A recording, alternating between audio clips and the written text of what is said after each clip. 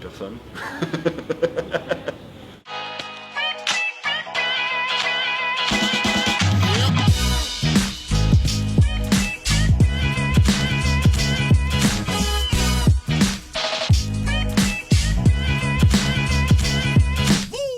C'est la 4e édition cette année du festival et c'est un festival qui a la particularité d'être un festival de genre, donc, qui est consacré au fantastique et à la science-fiction. C'est vraiment quelque chose qui, je pense, manque en France. On en a quelques-uns qui existent, mais encore une fois, moi je suis quelqu'un qui milite beaucoup pour que l'imaginaire, le rêve soit quelque chose qui soit poussé toujours plus dans le domaine de la fiction et du cinéma français. Et là-dessus, il est important qu'il y ait des manifestations qui soient existantes pour découvrir un peu ce que font les nouveaux talents sur ce type de choses. Et donc l'émergence d'un festival qui va rentrer l'année prochaine dans sa 5e année, c'est super et il faut que ça continue de se développer comme ça. Et j'espère que le festival va continuer de grossir.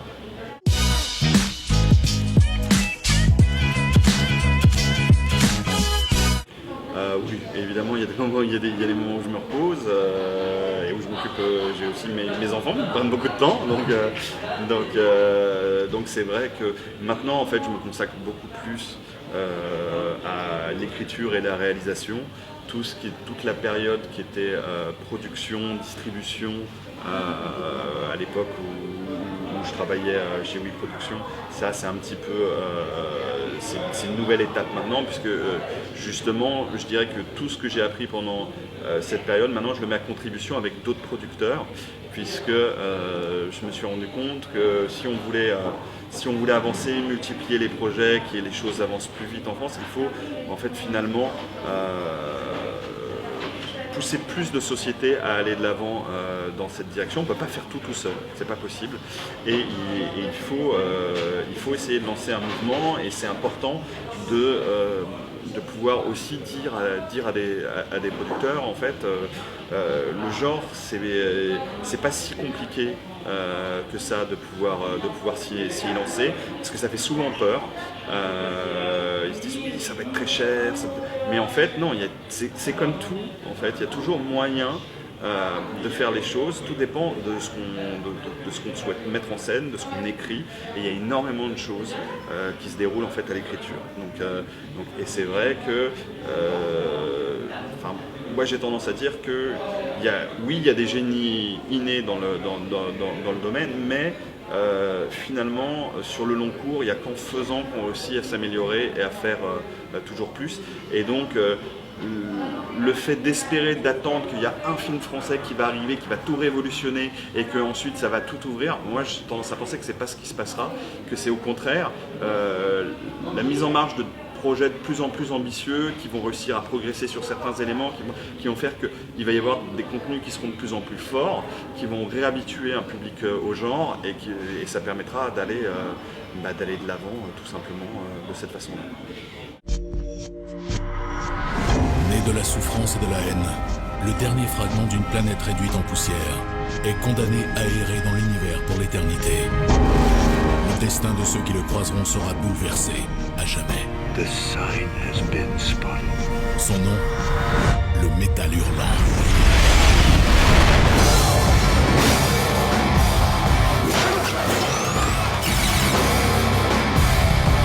Embarqué pour un voyage unique, au-delà de l'espace, du temps et des mondes connus. Now it's time for the real fight. Issu de l'œuvre culte des plus grands créateurs de bande dessinée, la série Événement débarque enfin. Métal Hurlant Chronicles. Find your destiny.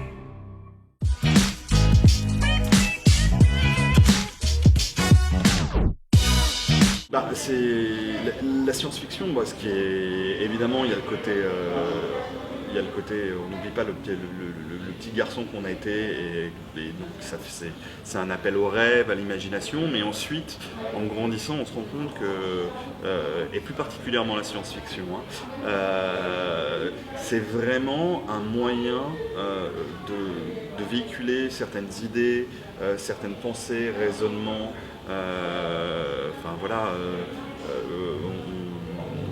Il suffit par exemple, quand on prend le cas de l'anticipation, donc qui est un type quand on voit une série comme Black Mirror, je pense que tout le monde se rend compte maintenant comment, en poussant certains curseurs plus forts, on se retrouve avec des vies cauchemardesques. De la même façon, plonger au fond d'un puits de science en se disant qu'est-ce qui se passe derrière cette théorie physique, qu'on essaye de l'appliquer à l'image, de raconter quelque chose dessus, ça peut amener à une espèce de tournée psychologique qui est aussi passionnant. Et ça, c'est vraiment quelque chose que la science-fiction peut faire, là où, encore une fois, l'horreur et le fantastique vont appeler des sentiments et des émotions qui sont différentes. Donc, mais c'est vrai que c'est vraiment quelque chose qui est passionnant avec ça, la SF, et c'est donc on part de quelque chose où dans ma jeunesse, moi, c'était le rêve et l'imaginaire qui me poussait là-dessus, pour ensuite venir y adjoindre des idées, et du coup, ça en devient des projets qui peuvent être vraiment passionnants aussi en termes de discours.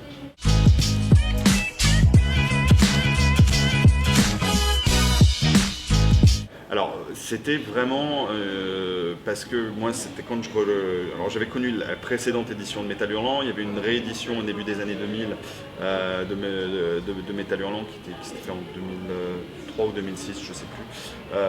Bref, je lisais cette réédition-là, et à chaque fois que je tombais sur une histoire sympa, je me disais ça ferait quand même une histoire sympa adaptée pour faire un petit film. Et puis c'est petit à petit comme ça que je me suis dit, en fait, si j'ai envie, j'avais déjà fait quelques courts-métrages, je me suis dit, j'ai envie de faire un projet de série, et c'est vrai que je me suis dit, mais ces histoires me plaisent, je voudrais vraiment les adapter. Donc au début, je m'étais rapproché de l'éditeur pour prendre les droits juste des histoires en question que je voulais. Et puis finalement, en parlant avec eux et tout, je me suis rendu compte qu'il y avait vraiment potentiellement quelque chose d'intéressant à faire en termes de série. Et c'est comme ça qu'ensuite je me suis dit, mais non, il faut faire une série sur le projet. Et que les choses se sont concrétisées. Et oui, c'est vrai que c'était assez jubilatoire de se dire que j'avais réussi à adapter quelque chose que je lisais quand j'étais enfant. Enfin, que mes grands frères lisaient et que moi j'observais de loin. Mais voilà, ensuite c'était la première série que j'ai faite, donc plein de défauts, plein de choses que je ne referai pas de la même façon. Mais ça a été une expérience passionnante pour apprendre plein de choses. Et encore une fois, c'est vraiment en faisant et en s'attaquant à des choses qu'on croit au départ impossibles, qu'on réussit à avancer et se rassurer pour pouvoir ensuite se mettre en condition et écrire des choses qui finalement sont font peut-être plus de sens, sont plus efficaces.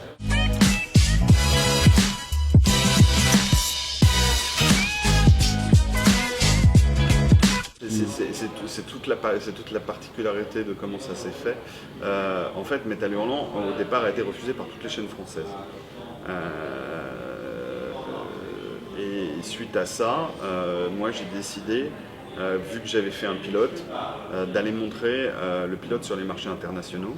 Et là, tout de suite, il y a les Allemands qui sont rentrés à bord sur le projet, les Scandinaves sont rentrés à bord sur le projet, pas mal de pays d'Europe de l'Est, la Russie, un distributeur international qui est rentré, qui a commencé à financer la série. Et donc du coup, en fait, j'ai pris le parti pris parce que j'étais producteur à l'époque du projet et que j'ai été peut-être un peu fou, surtout de partir en production alors que le financement n'était pas complètement bouclé du projet, en partant du principe que plus on allait avoir d'images, plus des partenaires allaient rentrer à bord du projet. Et donc du coup, j'ai commencé à tourner d'autres épisodes et en fait on a tourné sur la première saison, on a tourné 5 épisodes sur 6. Donc du coup, quand France Télévisions, qui était intéressée par le projet à l'époque, mais où la direction n'avait pas voulu valider parce qu'ils trouvaient que c'était un peu trop tendancieux comme projet, il y a eu un changement de direction chez France TV, donc le directeur des programmes avait changé à ce moment-là, et donc automatiquement France TV m'a rappelé en me disant « mais est-ce que vous avez avancer sur le projet. Et dans ce cas-là, je leur dis, en fait, on a déjà fait 5 épisodes sur 6. Ils m'ont dit, est-ce qu'on peut regarder les épisodes? Je leur ai envoyé les épisodes. Ils les ont eu, ils m'ont dit, ok, très bien, on y va. Et donc, ils ont cofinancé la série à ce moment-là. Mais, en fait, au final, quoi qu'il arrive, on serait allé au bout de la série. Puisque derrière, ensuite, on avait pu trouver encore d'autres partenaires, puisque la série, au final, a été diffusée dans une centaine de pays. Et ils nous ont par contre suivis tout de suite directement sur la saison numéro 2.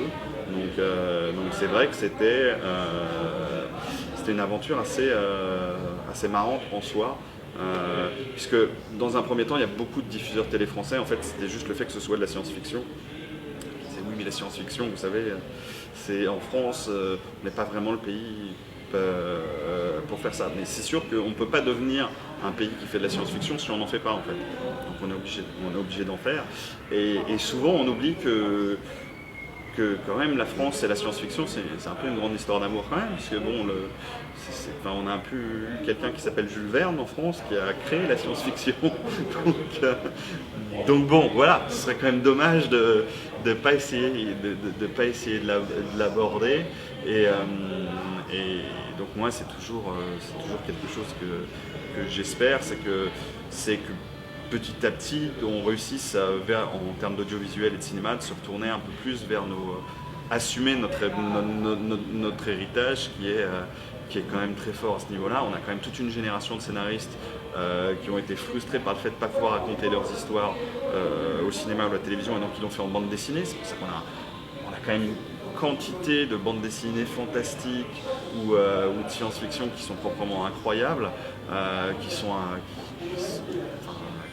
d'une qualité vraiment superbe. Et oui, il faut espérer que les choses iront dans le bon sens. Et on voit les évolutions malgré tout. Si on regarde à l'heure actuelle, on voit qu'il y a quand même de plus en plus de projets qui ont l'air de se mettre en marche. Alors qu'ils soient réussis ou qu'ils ne soient pas réussis, moi ce que j'ai tendance à penser, c'est que c'est très bien, parce que plus il y en a qui se mettront en marche, plus les gens vont affiner leurs compétences sur ces projets-là, et donc l'ensemble va monter en qualité.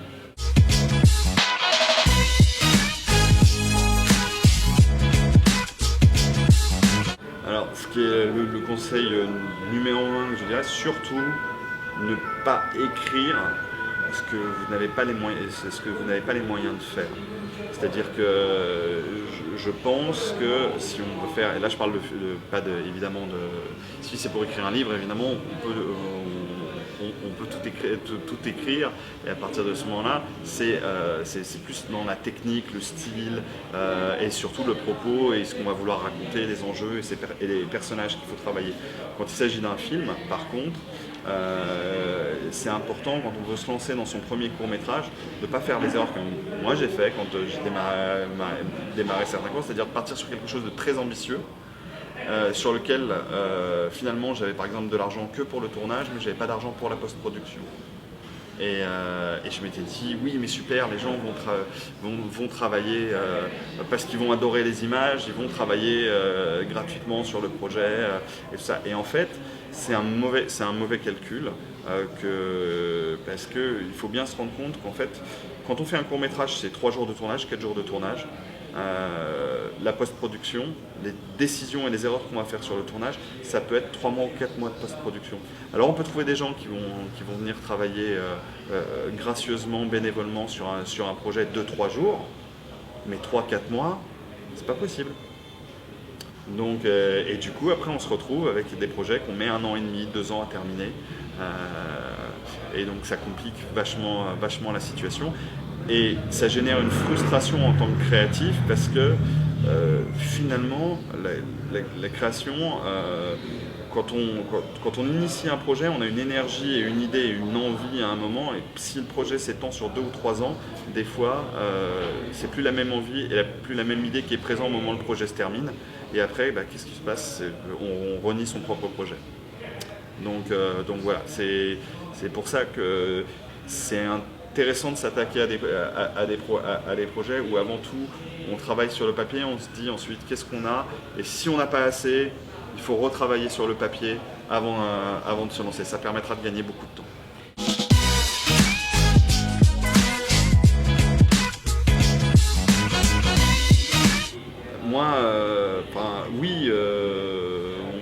parler de tout et on peut arriver à tout, on peut amener tout type d'idées via le cinéma, donc ça c'est assez vrai. Ensuite, je reste malheureusement pas, même si je trouve que Godard a fait des trucs formidables, j'aurais tendance à reprocher à la nouvelle vague d'avoir détruit l'industrie des studios français. Il faut quand même se souvenir que la France, on était un pays où on faisait beaucoup de KPDP, on faisait beaucoup de films en costume, on faisait beaucoup de polars, le Cercle Rouge, le Samouraï, tous ces films en fait étaient basés sur une politique de studio. Et en fait, la nouvelle vague qui a été dire oui, on peut tourner des films partout, ce sera parce que c'est vrai, c'était une très bonne idée, mais comme souvent en France, ça a généré une bascule. En France, on a du mal à faire d'un coup, on se met à tout faire. Tout le monde s'est dit bah non, mais en fait ça coûte moins cher que de louer des studios, que de garder des décors, tout, on va tout faire. Donc on ne raconte plus que ça comme type d'histoire. Du coup, les gens qui faisaient du KPDP, des costumes, tout ça, le savoir-faire s'est mis à disparaître petit à petit, rendant beaucoup plus compliqué la possibilité de faire ce type de projet. Et donc, c'est un des effets négatifs de la nouvelle vague. Et donc, le cinéma de l'imaginaire, pour moi, et du rêve, qui était en France beaucoup porté par voilà, quand on voit la Belle et la Bête de Cocteau, on a eu un cinéma de genre généreux en France, grand public, un cinéma d'aventure, un cinéma d'action, voilà, qui a quand même pâti de la nouvelle vague. Voilà. Donc la nouvelle vague a apporté plein de choses. C'est un mouvement qui a influencé le cinéma américain, qui a influencé Scorsese. Enfin, ça a eu un apport mondial incroyable au niveau du cinéma, mais au niveau local, je trouve que ça a eu aussi des effets négatifs dont, quand on veut faire du ciné de genre, je trouve qu'on paye un peu le prix maintenant à cause de ça.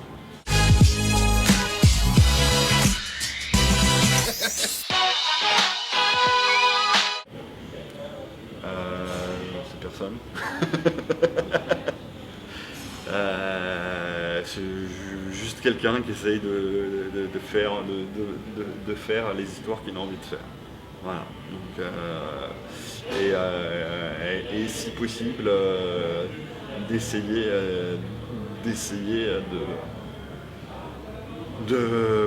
c'est toujours pareil, de se dire que c'est pas parce qu'on est français qu'on ne peut pas rêver. C'est à peu près tout ce qu'il y a à dire, je pense.